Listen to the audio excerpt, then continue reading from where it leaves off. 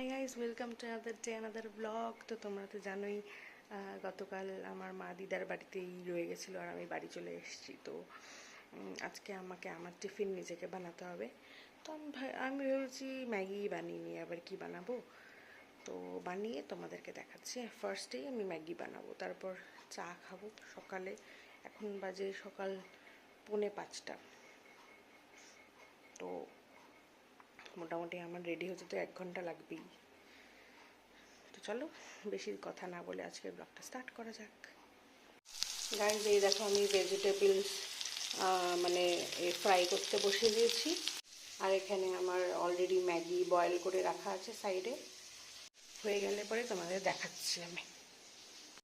Guys, এই দেখো আমার ম্যাগি কীরকম হয়েছে কমেন্ট করে জানাবে। আর আমি ম্যাগিটা টিফিন বক্সে ঢুকিয়ে চা অলরেডি বসিয়ে দিয়েছি। আমি চা খেয়ে স্কিন কেয়ার করে রেডি হব। একবারে রেডি হয়ে তোমাদের দেখাচ্ছি। তো আমি ফাইনালি চা নিয়ে বসে গেছি। এখন বাজে 5:15। ঠিকঠাক টাইমেই আছি মনে হয়।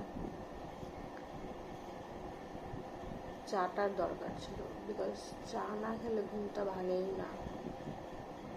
মানে এখন তো অনেকক্ষণ হয়ে গেল, প্রায় আধ ঘন্টার মতো হয়ে গেল ঘুম থেকে উঠে, তাও চোখটা ঠিক খোলেই না চাটা না খেলে।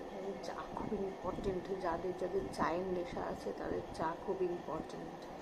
এটা যারা চা খায় না বা খেলেও যাদের নেশা নেই, মানে এমন না যে 3 বেলা চা খেতেই হবে বা 2 বেলা চা খেতেই হবে, তার সেটা যদি না হয় তাহলে বুঝবে না চায়ের ব্যাপারটা কি।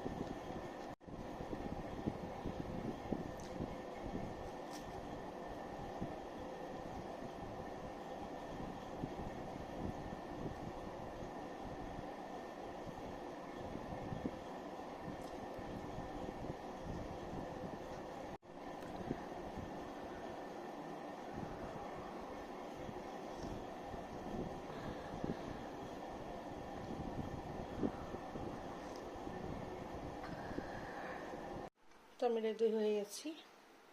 আজকে যেহেতু আমার কালকে জামা কাপড়গুলো শুকায়নি, তাই আমি চুড়িদারটা পরলাম। এটাও পরে যাওয়া যায়, বাট লাইক এটা ইউনিফর্ম না, এটা অপশনাল। অ্যাকচুয়ালি এটা রোজ পরা যায় না। তো যাই হোক, আমি তো রেডি হয়ে গেছি। আমি এখনই বেরোবো। এখন বাজে হলো 6:21 আর আমার বাস ছাড়ে বাস স্ট্যান্ড থেকে হলো 6:40 না 45, ভুলে গেছি। যাই হোক, আমার আউটফিট চেক করার ছিল, আমি করে দিলাম। তো এখন রওনা পাতি। গাড়িতে আমি বেরিয়ে গেছি। এত তাড়াতাড়ি অ্যাকচুয়ালি বেরোনোর প্রয়োজন পড়ে না, বাট এত সকালবেলায় না টোটো পাওয়াটাই খুব চাপের আর কি, পাওয়াই যায় না। তো টোটো কখন পাবো, যেতে তো 5 মিনিট, টোটো কখন পাবো কখন আসবে, তাই একটু তাড়াতাড়ি বেরিয়ে গেলাম। গাইস, তো এখন বাজে হলো 6:30 আর আমি অলরেডি বাসে উঠে গেছি। কেউই নেই বাসে, বাট তাও এখনও 10 মিনিট বাকি বাস ছাড়তে। 10 মিনিট না, 15 মিনিট বসে থাকতে হবে।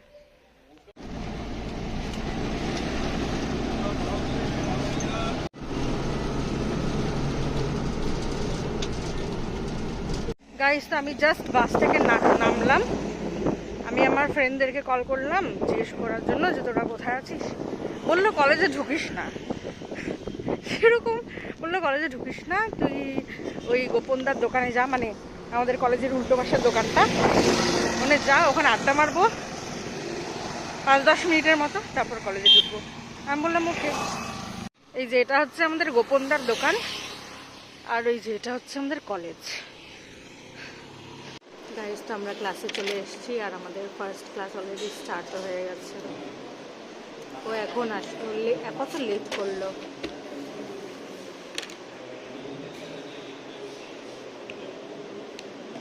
একটু ক্যামেরা শাইও। তো আমাদের এখন সেকেন্ড পিরিয়ড। আমাদের লিটারালি এখন স্পেশাল টেস্ট হবে, আমাদেরকে আগে থেকে বলে দেওয়া হয়নি। আমরা গেস করছি এটা যে ম্যামের হয়তো শরীর খারাপ আর ম্যাম আমাদের ক্লাস নিতে চায় না, তাই আমাদেরকে কোশ্চেন দিয়ে স্পেশাল টেস্ট বলে দিয়ে এখন নিজে ওই ওই বইটা কিনবে, ও বের অ্যাক্ট কিনবে না, এই বইটা কিনবে। কেন?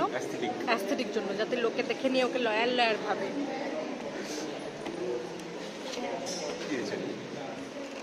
আর কি হবে। এই দেখো গাইস, স্পেশাল টেস্ট।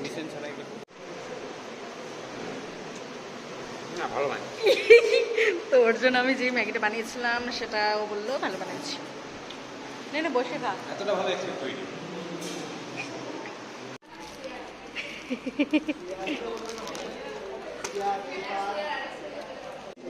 গাইজ এখন হচ্ছে আমাদের টিফিন ব্রেকের পরের যে পিরিয়ডটা, মানে 4th নাম্বার পিরিয়ড, সেটা হচ্ছিল। আর এখন প্রচণ্ড ঘুম পাচ্ছে, বিকজ আমি লিটারালি কালকে ঘুমাতে গেছিলাম 12টার দিকে, আর সকালে উঠেছি 4:30টার দিকে। বোরিং, কতক্ষণ ক্লাস হয়, এখন অ্যাটেন্ডেন্স নিচ্ছে।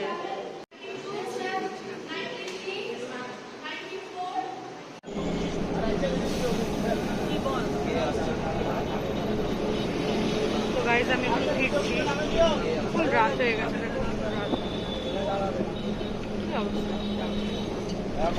বাড়িতে গিয়ে দেখা গাইজ, তুমি চলে এসেছি বাড়িতে। একটু ফ্রেশ ট্রেশ হয়ে একটু চা পা খেয়ে একটু রেস্ট নিয়ে নেবো। তারও বাবুলাল আমি আসার পরেই আমার পায়ের সামনে বসে গেছে, দেখাচ্ছি। বাবুলাল,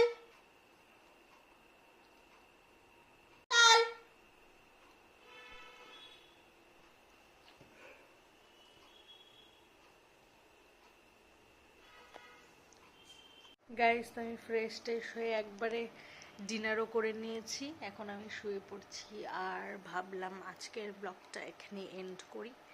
দেখা হচ্ছে আবার তোমাদের সাথে পরের ব্লগে। বাই।